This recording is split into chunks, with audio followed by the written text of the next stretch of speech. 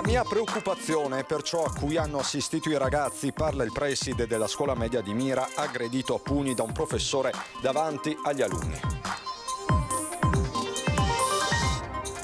Dopo le spaccate delle ultime settimane a Mestre e dintorni, i cittadini hanno deciso che il corteo di protesta si svolgerà il 24 febbraio, prevista la partecipazione di migliaia di persone.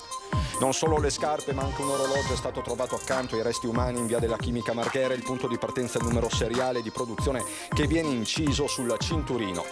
Scontro politico sempre più forte sull'autonomia dopo l'ok del Consiglio dei Ministri. Il ministro Calderoli oggi a Vicenza diranno anche che l'autonomia fa perdere i capelli e conferma la nascita di un super comitato di 50 tecnici. Erano stremati e senza forze dopo un viaggio di 35 ore. Nel pomeriggio 2 profughi provenienti dai Balcani sono stati salvati, erano nascosti nel vagone di un treno merci a Porto Gruaro. Chi vive a Marghera deve sapere come comportarsi in caso di rischio industriale. Visti numerosi stranieri, sono stati tradotti gli opuscoli in ben 7 lingue. Al via domani la grande kermesse che riempirà di entusiasmo, colori e maschere la città metropolitana di Venezia, in serata la grande parata sull'acqua dalle 20.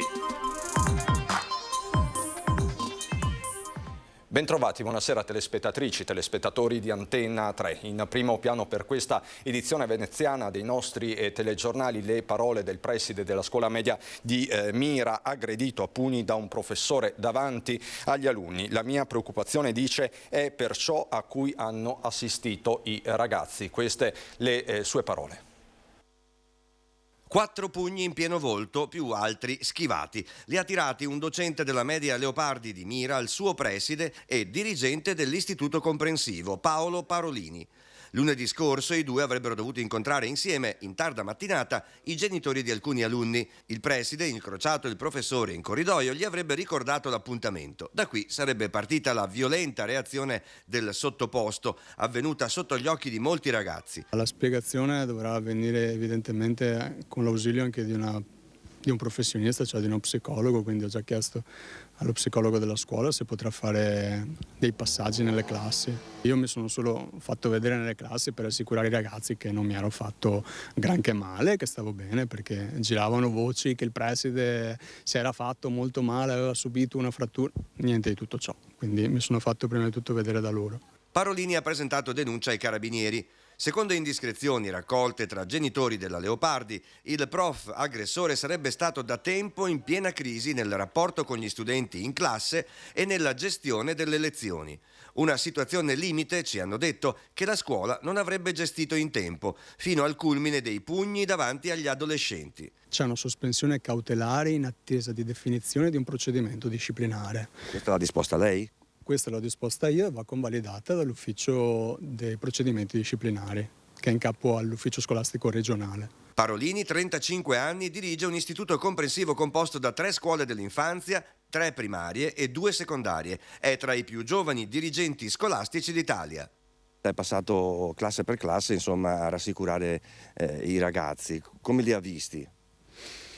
Li ho visti come sempre, però sono preoccupato per quello che si portano dentro, non quello che manifestano all'esterno, perché sono le ferite interiori, come ho detto in altre situazioni, quelle più gravi e difficili da curare. E per questo ci vorrà, insomma, un passaggio anche da una persona anche più preparata di me, quindi uno psicologo scolastico. Fuori dalla scuola inevitabilmente le reazioni di studenti, genitori, nonni e anche del sindaco di Mira, sempre raccolte da Guido Barbato. Un professore non dovrebbe comportarsi in quel modo, insomma. Non lo so, dopo il motivo, non lo so. Davanti ai ragazzi. Appunto, ecco, questa è una brutta cosa. Una persona così non può rimanere all'interno della scuola e avere un ruolo di educatore all'interno di una scuola. Ho parlato con il dirigente, ovviamente gli ho espresso la vicinanza dell'amministrazione e la mia personale, perché sono cose insomma, che lasciano sempre la mano in bocca. L'ho sentito ovviamente in forza e quindi questo è bene. Purtroppo sono cose che quando capitano dispiacciono e sono certo che sia importante voltare pagina. Cosa si sente di dire invece ai suoi giovani concittadini miresi che possono aver assistito a quello che è successo? Beh, innanzitutto di non prendere l'esempio. E se ci sono delle questioni, la violenza non è mai una risposta.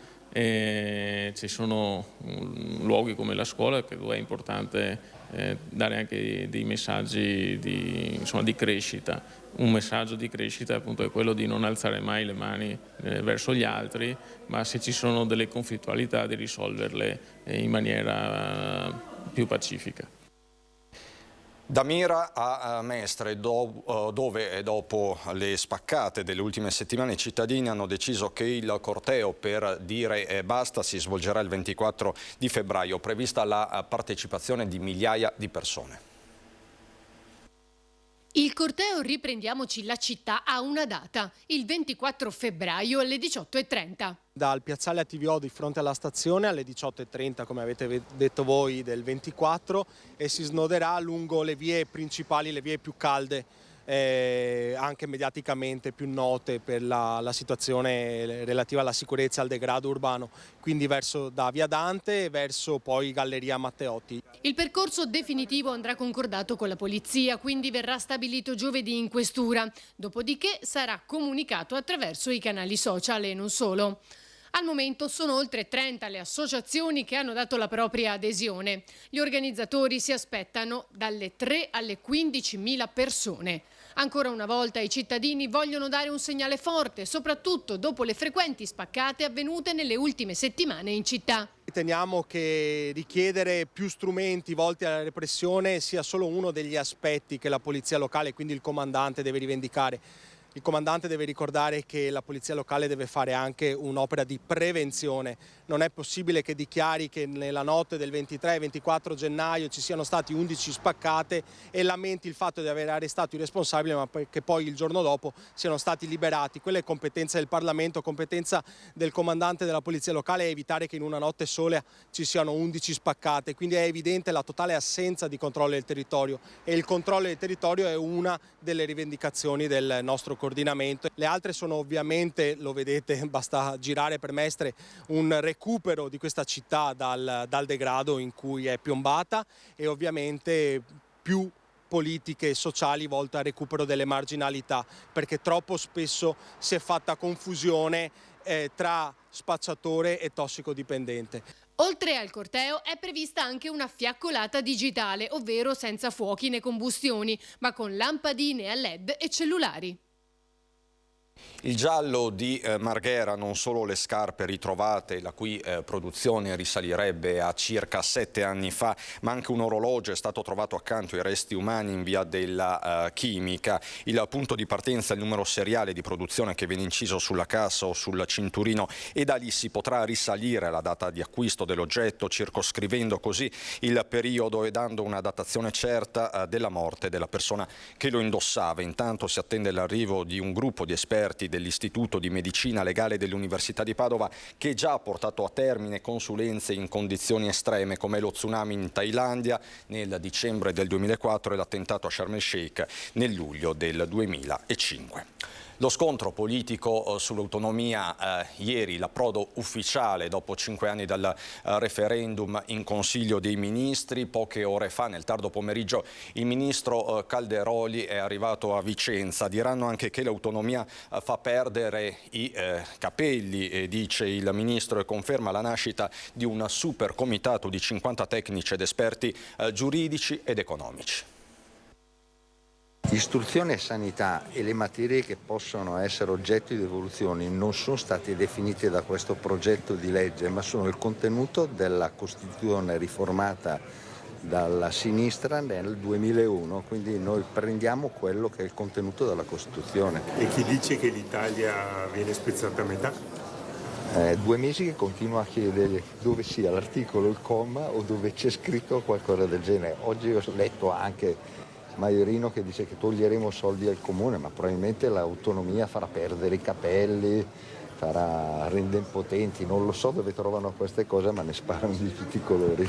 Quali sono i prossimi step, Ministro? Quando verrà riunita la cabina di regia? Avete già un calendario? Guardi, ho proprio predisposto oggi le lettere riferite a tutti i ministeri, a UPI, ANCI e vari soggetti che vi parteciperanno, Quindi io credo che proprio a brevissimo, oggi stiamo facendo una cernita, una raccolta di quelle che sono tutte le funzioni legislative e amministrative svolte dallo Stato e svolte dalla Regione. Dopodiché la cabina di regia inizierà a lavorarle. Ci sarà anche un comitato di figure, di tecnici, di esperti, professionisti di alto livello. Ha già individuato delle figure, si è fatto un'idea di quanti dovranno essere, come dovrà composto e come dovrà operare? Le persone sono state già individuate, ho già ricevuto la loro disponibilità, siamo oltre i 50 e veramente abbiamo il top del diritto costituzionale, del diritto amministrativo e dei professori di economia. Ci può dire qualche nome, magari di qualche veneto che ha già collaborato anche con il presidente Zaia, che aveva costruito una squadra di altissimo profilo per l'autonomia? Me ne viene in mente uno che ho proprio sentito stamattina, non giovanissimo. Identikit porta al costituzionalista udinese di nascita, padovano di adozione Mario Bertolissi. Staremo a vedere, ma dicevamo la polemica politica c'è tutta sugli scudi il Partito Democratico. Non è una giornata storica perché è un disegno di legge che deve ancora essere presentato alle regioni, che poi dovrà andare in Parlamento, che dunque dovrà essere portato in commissioni. All'interno delle commissioni verranno chiamati chissà quanti mondi, no? Bisogna trovare un equilibrio, bisogna portare poi di nuovo tutte le decisioni in aula e dopo il voto di aula nel primo passaggio, nel secondo aula del Parlamento e via dicendo.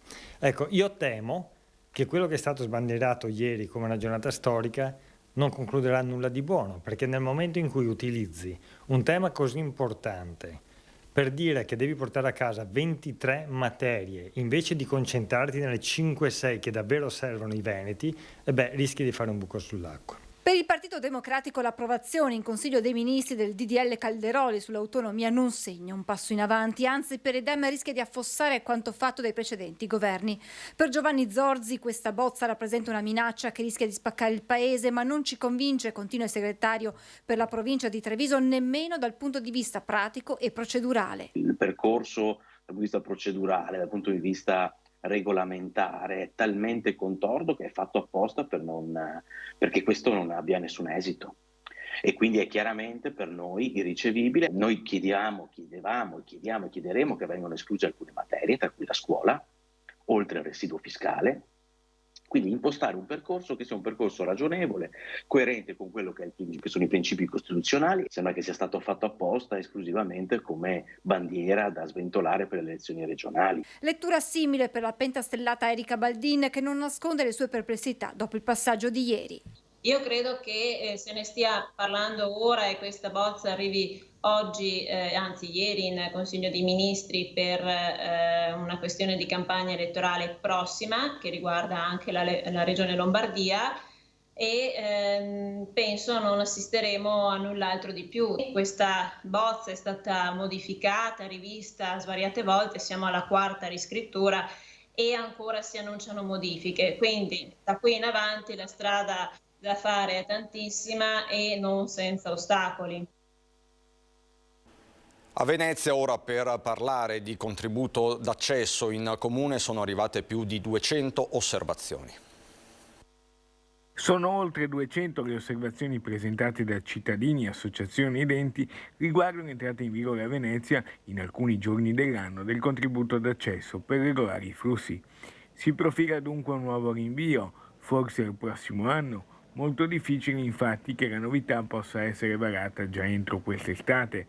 L'assessore al bilancio alle società partecipate Michele Zuin fa il punto e non arretra. Abbiamo pubblicato sul sito del Comune di Venezia tutti i contributi che sono arrivati sulla nostra piattaforma riguardanti il contributo d'accesso. Sono contributi dei cittadini, di associazioni, le abbiamo volute rendere pubbliche perché in modo tale che tutti le potessimo vedere, li abbiamo anche consegnati ai consiglieri comunali. Adesso una nostra commissione tecnica li sta vagliando, cercando di fare una selezione e poi verranno portate all'attenzione appunto della Giunta e quelle meritevoli verranno portate anche in commissione per poi eventualmente far parte del regolamento. Questi i prossimi passaggi. Una volta che il regolamento sarà passato e approvato dal Consiglio Comunale, avremo circa 6 mesi per iniziare appunto con il contributo di accesso. Per quanto riguarda invece la tassa d'imbarco, votata dal Consiglio Comunale per 2,5 euro per ogni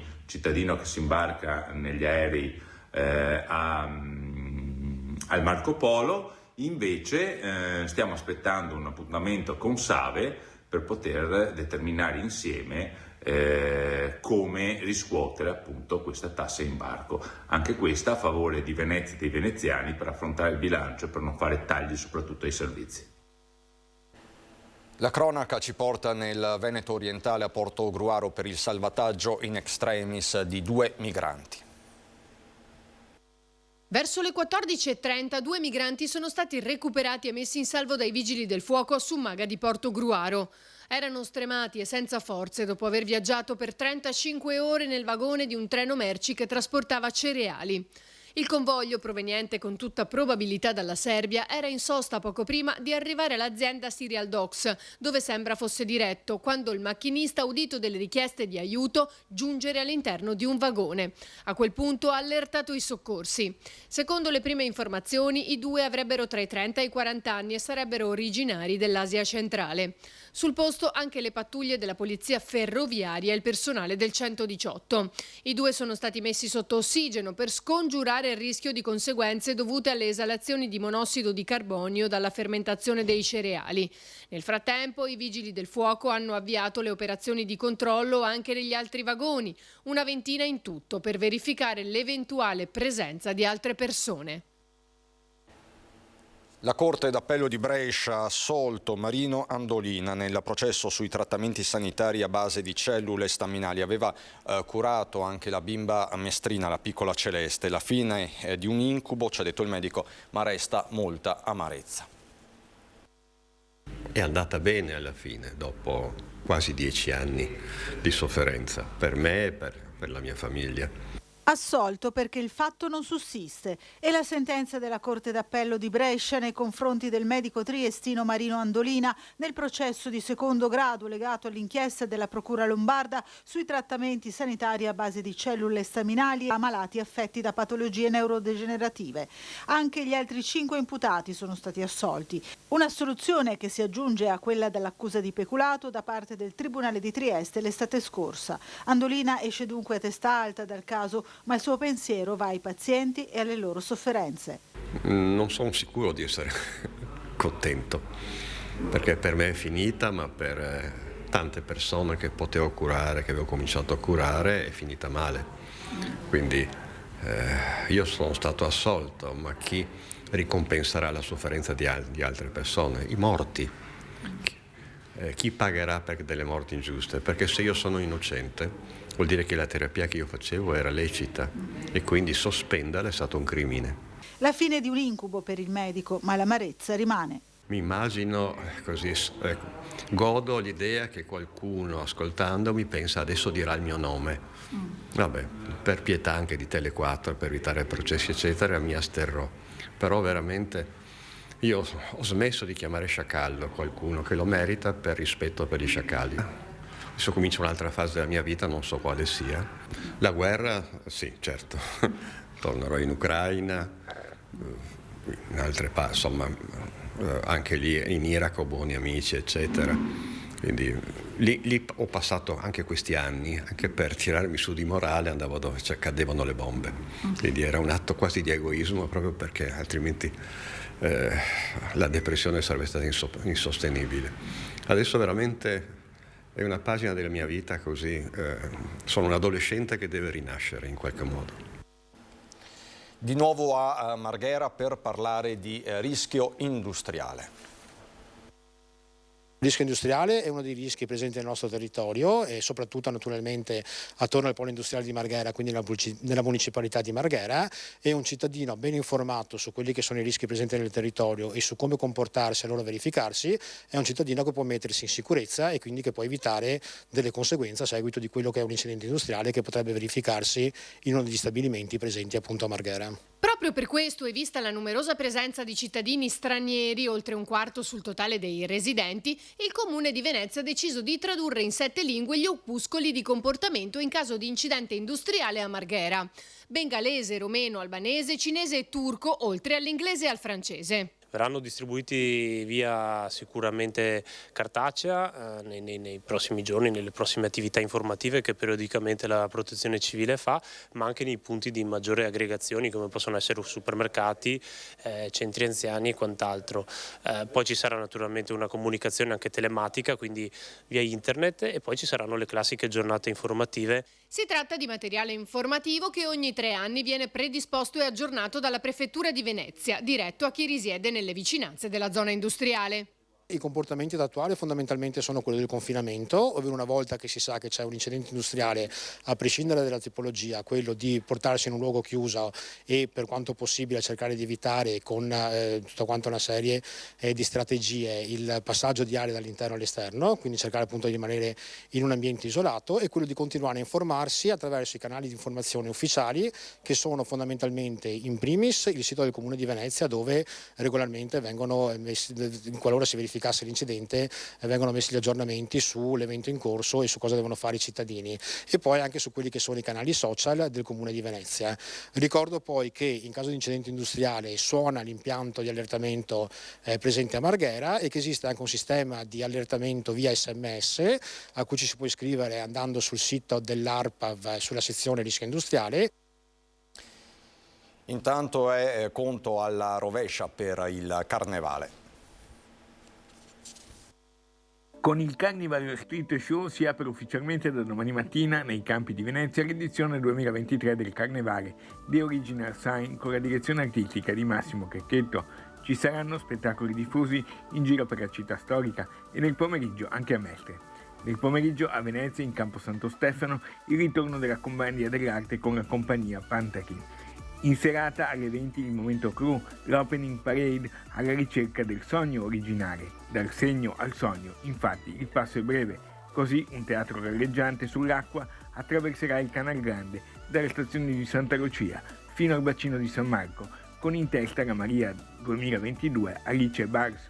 Ma il Carnevale di Venezia per la prima volta approderà anche su un altro mondo digitale, il metaverso. Ecco come. Mettiamo a disposizione sono 6 filtri Instagram in cui tutti gli utenti Instagram nel mondo potranno utilizzarli per creare la propria immagine e festeggiare, diciamo, tutti insieme il Carnevale. L'altra cosa invece riguarda il metaverso. Per tutte le nuove generazioni, ma anche i millennials semplicemente che utilizzano le piattaforme del metaverso, abbiamo messo a disposizione una serie di skin, tecnicamente si chiamano così, quindi vestiti e maschere che possono acquistare su Venezia Unica o in una piattaforma specifica che è Roblox e utilizzarle poi nel proprio mondo digitale. Il sindaco Brugnaro sottolinea l'importanza di rivolgersi ai bambini. I bambini sono continuamente su Minecraft o sui vari giochi importanti che ci sono, e allora possono trovarsi il loro avatar, vestire il proprio avatar per giocare, e giocano con la maschera del Carnevale. L'idea ovviamente è intercettare queste grandi strutture informatiche per poi poter dialogare, per raccontare la città e per raccontare una realtà anche fatta di sogni, di cultura, eccetera, a questi bambini che iniziano giocando ore e ore, ma che possono diventare fenomeni culturali giganteschi. Adesso dobbiamo esplorare il futuro, e il futuro è già davanti a noi. E da Venezia è tutto anche per questa edizione, vi lascio al meteo, buona serata.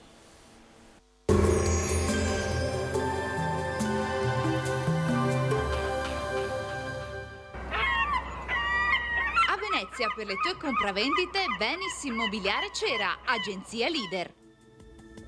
Bentrovati al meteo. Prosegue senza sosta il dominio dell'anticiclone delle Azzorre, sarà una giornata asciutta. Il dettaglio di sabato 4 febbraio. Sul Veneto cielo a tratti coperto al mattino con qualche nebbia in pianura, ma in dissolvimento con il passare delle ore, con più sole un po' dappertutto, precipitazioni assenti. Temperature con andamento irregolare, minime tra -1 e 3 gradi, massime invece tra gli 8 e gli 11 gradi all'incirca. Spostiamoci ora sul Friuli Venezia Giulia. Il cielo sarà da sereno a poco nuvoloso con foschie e nebbie di notte e prima mattina, specie in pianura E sulle zone costiere in quota soffieranno venti forti da nord-ovest, sulla costa bora moderata. Temperature minime intorno a -1-4 gradi, massime sugli 8-12 gradi. Infine diamo uno sguardo alla situazione del Trentino Alto Adige, dove sarà soleggiato, ce lo mostra la grafica, con residue nevicate di mattina sui settori più settentrionali. Temperature minime tra lo 0 e i -3 gradi, massime sui 10 gradi all'incirca. Dal meteo di Antenna 3 per ora è tutto, grazie per l'attenzione, arrivederci.